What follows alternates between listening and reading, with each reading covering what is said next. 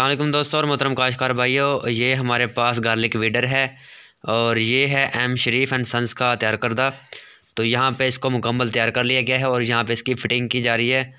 तो ये किस तरह यहाँ पे इसकी फ़िटिंग की जाएगी और किस तरह इसको जो है इस्तेमाल किया जाएगा, इसके मतलब ये तमाम मालूमात यहाँ पे आप देख सकेंगे और बाकायदा इसकी मुकम्मल मालूमात के इसके क्या क्या फ़ंक्शंस हैं और किस किस तरह जो है इसको ऑपरेट किया जाएगा और इसकी कीमत क्या है, ये अगली वीडियो में आपके साथ तमाम मालूमात शेयर करेंगे। इसकी फ़िटिंग और फिक्सिंग समझना ज़रूरी है, इसलिए हम इस पर सिर्फ स्पेसिफिक ख़ास तौर पर वीडियो बना रहे हैं और दूसरी वीडियो में जो तमाम मालूमात होंगी शेयर करेंगे, चूँकि अगर एक वीडियो में ये तमाम मालूमात दी जाती तो ये वीडियो लंबी हो जाती। तो ये तमाम मालूमात अभी ये इसकी फ़िटिंग के हवाले से देख सकते हैं। तो उम्मीद है कि ये वीडियो आपको पसंद आएगी, इसको आखिर तक लाजमी देखिएगा।